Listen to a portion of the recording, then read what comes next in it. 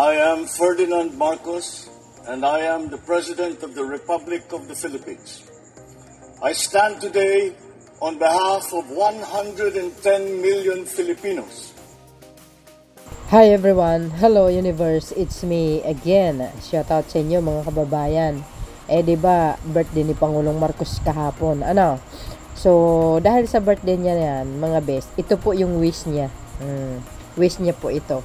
At bago nyo panoorin yung mga taga-supporters niya na nagkaroon po ng budol fight, happy birthday Mr. President, nagbudol fight sila doon sa kabundukan. But before that, mga besa, siyempre shout out sa inyo mga kababayan, mga Marcos Loyalists, ayan, shout out sa inyo. Today is September 14, 2025. So, sa birthday ng Pangulo, mga kababayan, ito po yung pinaka-wish niya. Basahin po natin, okay? Sabi dito mga kababayan, hindi ko pa birthday, pero ramdam ko na dahil sa suporta at pagmamahal na lahat ng dumadalo salo-salo sa palasyo. Taon-taon ang tanging hiling ko lang sa aking kaarawan ay makasama kayo dahil sa inyo nanggagaling ang aking lakas para lalo ko pang pagbutihin ang aking trabaho tungo sa pagkamit ng bagong Pilipinas. Biro nyo yun. Nakaka-touch naman yung sinasabi ng Pangulo. Di ba? Kasi sabi niya, wish niya sa kanyang kaarawan, yun, makasama tayo, mga mamayang Pilipino, dahil po sa atin, kumukuha po siya ng lakas para lalo niyang pagbutihin ang kanyang pagtatrabaho. Yung mga magagandang programa niya, mga malalaking proyekto sa kabila ng mga pagsubok sa kanyang administrasyon tungkol dito sa flood control na dekada na po na nangyayari, sa kanya pang pamumuno na natuklasan na siya mismo ang nakatuklas at ngayon ay nilalabanan niya ang korupsyon sa bansa natin, So dahil dito mga best, sa kanyang kaarawan, ito po ang mga highlights, Ito naman mga cake. Ito yan yung cake niya sa palasyo. Di ba? Kasama niya po ang sambayan ng Pilipino. Alam niyo ba, si Pangulong Marcos Jr. ang katangi-tanging pangulo na laging bukas ang Malacanang para sa taong bayan. Kaya ito abangan nyo po sa December, magbubukas na naman po yan sa simbang gabi, libreng mga pagkain, palaro ng mga bata, lahat-lahat pakain ng Pangulo sa araw ng Kapaskuhan. Di ba? Every year po yan. Ito pa, mga cake niya. Ito naman po yung regalo niya. Regalo sa kanya ng Department of Agrarian Reform. Ayan. Ito pa. Ito naman, yung cake na napakalaki, nung sinelebrate niya po yung kaarawan ng kanyang ama. Pero sa araw niya yan, ay siyempre, mga taga-Ilocos, talagang binigyan nila ng cake. Ayan, kasama kanyang pamilya. Ito pa. Ayan, kitaan nyo naman siguro yan, mga kababayan. Sa kanyang kaarawan, mga bes, sa kaarawan po ng kanyang ama, diyan po sa Batak, sa Ilocos Norte, ay bukod po sa nag-celebrate ang mahal na Pangulong Marcos Jr., siya po ay mayroong binigay, regalo ito, mga kababayan. Ito, basahin ko muna. Sabi niya, sa pag-alala natin sa ika-108 kaarawan ng aking ama, si Pangulong Ferdinand Edralin Marcos Sr., inaalala rin natin ang mga prinsipyong kanyang pinanghahawakan, serbisyo, dignidad at tunay na pagmamahal sa kapwa Pilipino. Kaya pala, mahal niya ang mamayang Pilipino. Di ba mga bes? Kaya ngayon araw na mahagi tayo ng 575 wheelchair sa lahat ng lungsod at bayan ng Ilocos Norte. upang matulungan ang ating mga ka-alien na kumilos ng mas maginhawa at mamuhay ng may dignidad.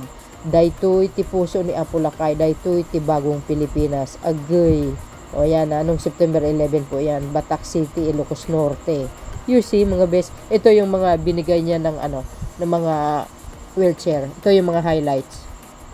O, ayan mga beso. Galing, no? Wow, galing. Sana all. Ganun talaga si Pangulong Marcos, mga kababayan. Sa kaarawan niya talaga. Nagpapakain siya at nagbibigay ng mga regalo sa totoo lang. Oo, totoo yun. Ayan, oh. Wow, sana all. O, ito pa. O, ito namang cake na ito, mga kababayan, yung nagpunta po siya dyan sa Valenzuela na kung saan inilunsad niya po yung labas. Yan. Yung cake niya kakaiba, mga kababayan, no? Labas talagang galing naman gumawa, no? Oh, ayan, no? Kasama po yung magkapatid na Gatchalian, yung sekretary ng DSWD, senator, ayan. At saka yung the rest, mayor, no? Oh, ang ganda nung cake, labas talaga. Maalala po natin ang mag-amang Marcos dahil dito sa labas na ito. Libre po ang bayad dyan, walang bayad, mga bes. Oh, ito pa, mga cake niya. Yan naman kahapon sa yan naman yung kahapon sa Valenzuela Medical Center Hospital. Kasi nga, 'di ba, binisita niya yung mga pasyente na nagkaroon po ng malalaking bills. Oh, zero billings nga eh. Yung isa nga 2 million eh. Di kayo naloka, guys. Nashock ako doon. Oh, ito pa. Oh, ayan yung cake niya, mga beso. Oh, may cake ang Pangulo, di kayo naloka. Oh, dyan po yan sa Medical Center Hospital, Yan yung cake niya. Dahil dyan, mga kababayan, ito po ang pinaka-exciting. Ito yung Budol Fight. Panoorin nyo, mga bes.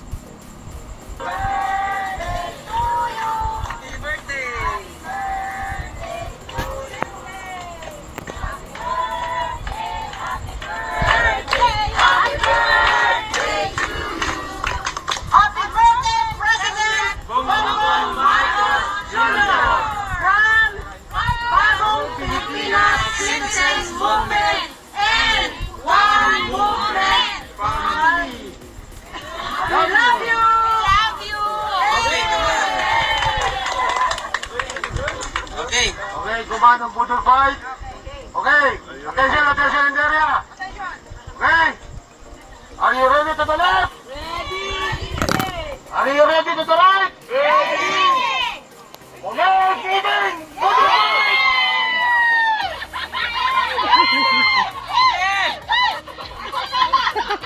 Mabusog lang kaya, masaya na kami. Pwede na akong kalaag. Si Emil Dali baka gumaon na naman.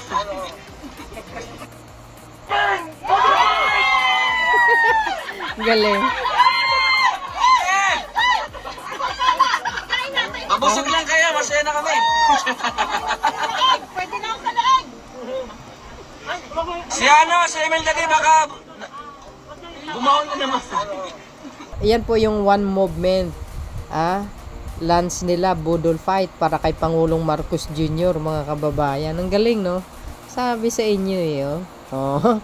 Sila po yung sabi kasi dito, sila po yung One Movement TV, Budol Fight bago mag-4th wave tree planting para sa birthday celebration ni Pangulong Bongbong Marcos. Ayan, ayan, no? Kahapon po yan, no?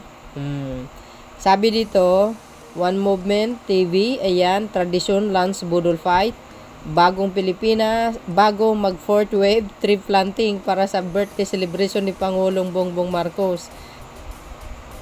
Ayan, sarap ng pagkain nila. So yun, guys, aking pinaka-latest update. See you again on my next upload. Bye. Yan, babus. God bless Philippines. Shout out sa mga taga One Movement. Ayan, mga supporters ni Pangulong Marcos Jr. Obvious na obvious, guys, kasi yung damit pa lang yan po ang sign color ng Marcos loyalist. Okay? Bye. Yan, babus. God bless Philippines.